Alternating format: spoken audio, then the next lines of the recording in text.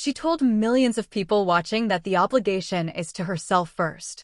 Not to her country, not to the thousands of fans who fly across continents and stay up past midnight to scream her name, not to the weight of being compared to Manny Pacquiao as a national sporting icon.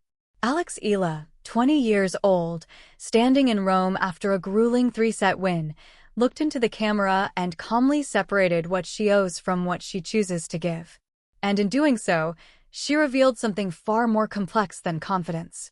She revealed the mental architecture of a player learning to carry a nation without letting it crush her. There is a particular kind of pressure in tennis that has no equivalent in team sports. When a footballer misses a penalty, 10 teammates share the grief. When a basketball player bricks a free throw, the next possession offers redemption through collective effort. But tennis strips all of that away. 2 players, 1 court, and every single person in the stadium watching one of them. Now multiply that dynamic by a factor unique to Alex Eala. She does not merely represent herself.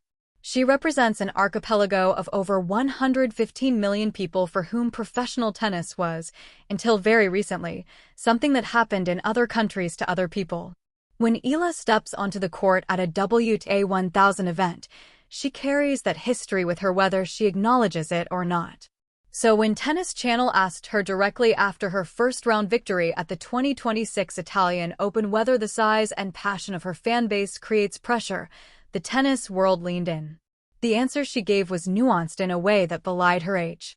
"Of course, I want to give back as much as they give to me," she said. "But the obligation first and foremost is to myself. It's my journey. I am really super grateful that all of these supporters want to follow in that journey that I have, but I owe it to myself first and foremost and to my family and team to give it everything that I have. The rest will follow, I think." That final phrase is worth sitting with. The rest will follow. It is the language of someone who has internalized a philosophy about process over outcome, about trusting preparation rather than chasing results for external validation. And it is not something she arrived at overnight. It was forged through years of training at the Rafael Nadal Academy in Mallorca, where she moved at the age of 13, leaving the Philippines behind to pursue a dream that most people around her could barely comprehend. At that academy, under the guidance of coaches affiliated with one of the greatest competitors in sporting history, Eala absorbed a way of thinking about tennis that treats each point as its own universe. Point by point. The Nadal way. But absorbing a philosophy intellectually and living it under the white heat of competition in front of your compatriots are 2 entirely different things. Consider what Eala faces at tournaments around the world. Filipino communities mobilize weeks in advance. They coordinate travel, organize viewing parties, fill stadiums with flags, and coordinated chants. At the 2025 U.S. Open, thousands packed into the grandstand past midnight to watch her 5-set thriller against Clara Tauson that ended in a 13-11 final set tiebreak. At Indian Wells earlier in 2026, they stayed up in the cold as she came back from a set and a breakdown against Diana Yastremska. At the Italian Open this week, they arrived in numbers before the tournament even began. This level of devotion is almost without precedent for a women's player ranked outside the top 10. Tennis Channel commentators have openly asked whether anyone can recall a female player receiving this kind of traveling support wherever she goes. It is a genuine phenomenon. And it creates a dynamic that Eala must navigate with extraordinary care. Here is the tactical reality. Tennis is a sport that demands sustained concentration over periods that can stretch beyond 2 hours. The margin between winning and losing often comes down to 2 or 3 critical points per set. A player who is even slightly distracted by the emotional energy of a crowd, who feels the weight of needing to reward their passion with a fist pump or a winner at a moment when the tactically correct play is a conservative rally ball, will make errors that compound. The mental discipline required to accept love from thousands of people and simultaneously shut them out during the heat of a rally is a contradiction that few young players have ever had to manage at this level. What makes Eala's handling of this so fascinating is how she has learned to channel the energy without becoming dependent on it. During her Italian Open match against Magdalena Frech, she won the first set 6-0. The crowd was euphoric. Then Frech adjusted, lengthening rallies, disrupting rhythm, and the second set went the other way 3-6. When Eala fell behind 1-3 in the decider, the stadium held its breath. This is the moment where external pressure either becomes a weight or a springboard. Eala later explained that she told herself she was not finishing points tired enough, that her intensity had dropped. She found something within herself, not from the crowd but from her own competitive reservoir. She won 5 of the next 6 games to take the match 6-4. That internal monologue is telling. She did not say the crowd lifted her. She did not credit the fans with giving her energy in the crucial moments. She credited herself, her own recognition that she needed to push harder physically. This is the distinction that separates athletes who thrive under national expectation from those who buckle. Eala draws a boundary. The crowd is there, she is grateful, but the work is hers. Compare this to other athletes who have carried the weight of representing tennis minor nations. Think of Yannick Noah winning Roland Garros for France in 1983, or Li Na's breakthrough for China, or Naomi Osaka's early career navigating the expectations of Japan. Each of these players dealt with a version of the question Eala now faces. How much of yourself do you give to the narrative that surrounds you? How much do you hold back for the work itself? Eala's answer is perhaps most reminiscent of how Nadal himself handled Spanish expectations during his formative years. He let his racket do the talking. He kept his emotional world small and focused.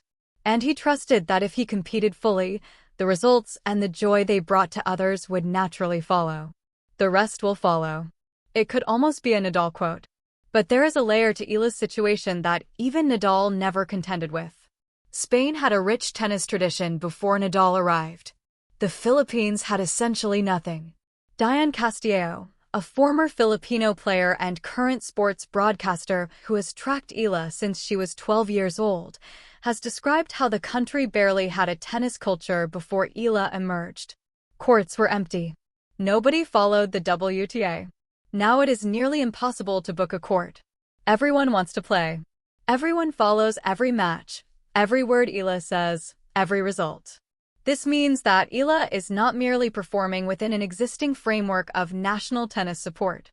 She is creating it from scratch. She is simultaneously the player, the ambassador, and the foundation upon which future Filipino tennis players will build their careers. That is an extraordinary amount of responsibility for a 20-year-old whose primary job, day to day, is to hit a tennis ball better than the person on the other side of the net. And yet there is something in her demeanor that suggests she understands the proportions of it all. When asked during the same interview about comparisons between herself and Brazil's João Fonseca, another young player dealing with massive national expectation, she responded with characteristic lightness. "I'm flattered to be compared to him," she said. "I think he's a great player, and he seems to be handling it really well. Maybe that is something I should talk to him about." The humor there is not deflection. It is confidence wearing casual clothes. Let us examine her 2026 season through this lens.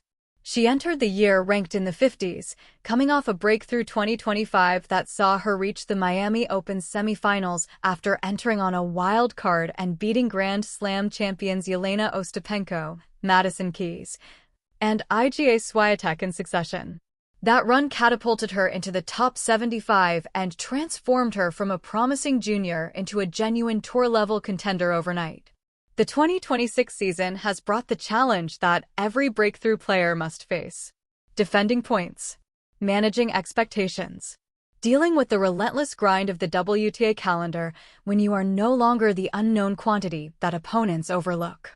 After a first-round exit at the Australian Open where she won the first set 6-0 against Alicia Parks only to lose the next two, she could have spiraled.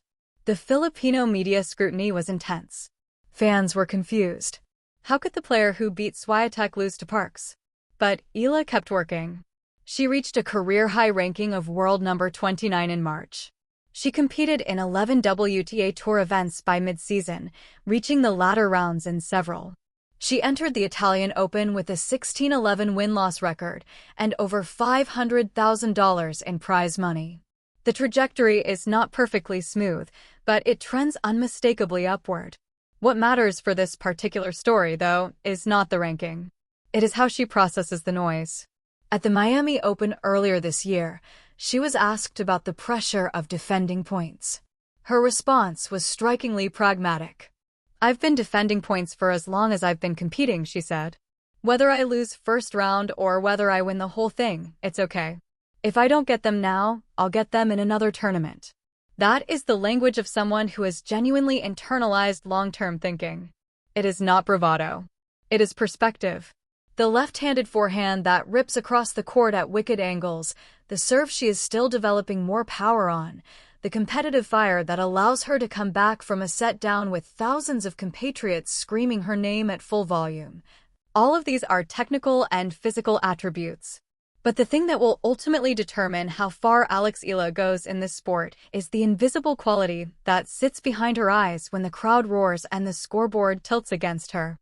It is the ability to hold two truths simultaneously: that she loves these people, and that she cannot play for them. There is a concept in sports psychology called ego orientation versus task orientation. An ego-oriented athlete measures success by external markers, by wins, rankings, and how others perceive them. A task-oriented athlete measures success by effort, improvement, and execution. The language Eala uses in interviews consistently points toward task orientation. She talks about intensity. She talks about finishing points. She talks about giving it everything she has. She almost never talks about winning as an abstract goal. This does not mean she is immune to the pressure. She acknowledged that directly in Rome. "Yes, of course, I want to give back as much as they give for me." That acknowledgement is important because it is honest. She feels it. The expectation is real. The desire to reward their devotion is genuine. But she has found a framework that allows her to channel it productively rather than letting it become paralytic. One detail from the broader landscape of her career deserves attention here. The WTA recently hosted a 125-level event in Manila, essentially bringing professional women's tennis to the Philippines for the first time at a meaningful level. The federation built a stadium in roughly a month. Every single match sold out. Eala lost in the quarterfinals, but she called it the highlight of her year. Not because of how she performed, but because of what it represented. Tennis had come to her people, and they showed up with the same fervor they brought to her matches overseas. That event underscored something about the reciprocal nature of Eala's relationship with her fans. They do not simply watch her. She watches them back. She sees what her existence on the tour means for the sport and her country. She sees courts being booked, children picking up rackets, a federation gaining resources and attention it never had before. And rather than treating all of that as pressure, she treats it as purpose. There is a subtle but crucial difference between those two words. Purpose sustains. Pressure depletes. An athlete driven by purpose can lose in the first round, reflect on what went wrong, and show up the following week with energy renewed because the bigger mission is still intact. An athlete driven by pressure needs results to feel justified, needs the crowd's approval as fuel, and collapses when both are absent. Eala has positioned herself firmly in the first category, and at 20 years old, that positioning may be the most impressive thing about her. The match against Sinew Wang in the second round will test her further. Wang holds a head-to-head advantage after beating Eala in Auckland earlier this year. A win would take the Filipino into the third round of a clay court Masters 1000 event for the first time. The fans will be there. The noise will be present. The cameras will find her face after every point. And somewhere inside her mind, behind the focus and the competitive intensity, there will be a small voice that says the rest will follow. It is the voice of someone who has decided that the greatest gift she can give her country is not a trophy, not a ranking, not a highlight reel winner on match point. It is the example of a person who refused to let love become a burden, who kept the work sacred, who understood that the journey belongs to her first and to everyone else by invitation. That is not a rejection of her fans. It is the deepest form of respect she can offer them.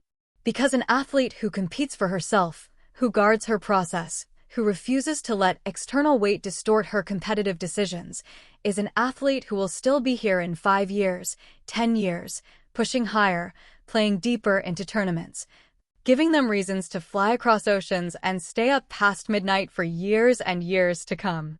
The short-term gratification of performing for the crowd pales against the long-term gift of building a career that endures. Alex Eala is 20 years old, ranked 42 in the world, and learning in real time how to carry the hopes of 115 million people without letting it change the angle of her swing. So far, she is doing it with a clarity and maturity that suggests the surface has barely been scratched. The Filipino fans who pack stadiums around the world are not watching a player reaching her ceiling. They are watching someone still finding her floor.